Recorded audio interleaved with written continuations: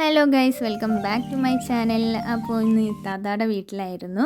അവിടെ ബ്രേക്ക്ഫാസ്റ്റിന് നല്ല ഇഡ്ഡലിയും പിന്നെ ഒരു തക്കാളി ചമ്മന്തിയും തേങ്ങയും പൊട്ടുകടലൊക്കെ അരച്ചുണ്ടാക്കിയൊരു ചട്നിയായിരുന്നു. അപ്പോൾ ഞാൻ ഇഡ്ഡലിയുടെ ഒരു പീസ് ഇതുപോലെ ചട്നിയിലൊക്കെ ഒന്ന് മുക്കി പിന്നെ ഒരു ഉണക്കമുളക് കൊടുത്ത് ഞെക്കി പിഴിഞ്ഞ് നന്നായി കുഴച്ചെടുത്തു. പിന്നെ ആ തക്കാളി ചമ്മന്തിയിലും ഒന്ന് കൂട്ടി മിക്സ് ചെയ്തെടുത്ത് അങ്ങനെ കഴിച്ചു നോക്കി. കിഡു ഐറ്റം കേട്ടോ. പിന്നെ ഈ തക്കാളി ചമ്മന്തി എൻ്റെ ഫേവറേറ്റാണ്. പിന്നെ പുതിയതായിട്ട് എൻ്റെ വീഡിയോസ് കാണുന്നവരാണെങ്കിൽ നിങ്ങൾക്ക് ഇഷ്ടമാണെന്നുണ്ടെങ്കിൽ ലൈക്ക് ചെയ്യാനും ഷെയർ ചെയ്യാനും സബ്സ്ക്രൈബ് ചെയ്യാനൊന്നും മറക്കരുത് കേട്ടോ. പിന്നെ ഉച്ചയ്ക്ക് നമ്മൾ വീട്ടിലോട്ട് പോയി. അപ്പോൾ അവിടെ ഉമ്മി നല്ല അയിലക്കറിയും അയില പൊരിച്ചതും ബീൻസ് തോരനൊക്കെ ഉണ്ടാക്കിയിട്ടുണ്ട്. പിന്നെ രാവിലത്തെ കടല റോസ്റ്റുണ്ട്. അപ്പോൾ ഞാൻ ആദ്യം ആ കറിയൊക്കെ ഒന്ന് ചോറിൽ നല്ല പോലെ മിക്സ് ചെയ്ത് കടല റോസ്റ്റിൽ നിന്നും കുറച്ചങ്ങനെ എടുത്ത് മിക്സ് ചെയ്തിട്ട് ആ ബീൻസ് തോരനും പിന്നെ കറിയില മീൻ്റെ ഒരു പീസും ഇതുപോലെ നുള്ളി എടുത്ത് വെച്ച് പൊരിച്ച മീൻ്റെ ഒരു പീസും കൂട്ടി.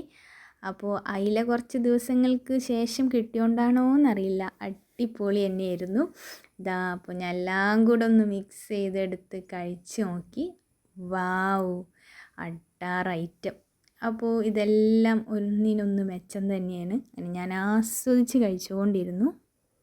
അങ്ങനെ വൈകിട്ട് നമ്മൾക്കൊരു ഹോസ്പിറ്റലിൽ പോകാനുണ്ടായിരുന്നു. അപ്പോൾ ഞാനെത്താത്ത അവിടുത്തെ ക്യാൻറ്റീനിൽ നിന്നൊരു കോഫിയും വാങ്ങി കുടിച്ചു.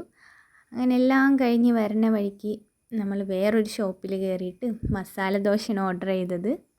സൈഡായിട്ട് മുളകൊക്കെ ചുട്ടരച്ച ചമ്മന്തിയും സാമ്പാറും പിന്നെ ഒരു ഓറഞ്ച് ചട്നി ഉണ്ടായിരുന്നു. അപ്പോൾ ആദ്യം ആ സാമ്പാറും ചട്നിയൊക്കെ സൈഡിലോട്ടൊന്ന് മാറ്റി വെച്ചിട്ട് കുറച്ച് അതിൽ നിന്ന് എടുത്ത് ഒഴിച്ചിട്ടുണ്ട്.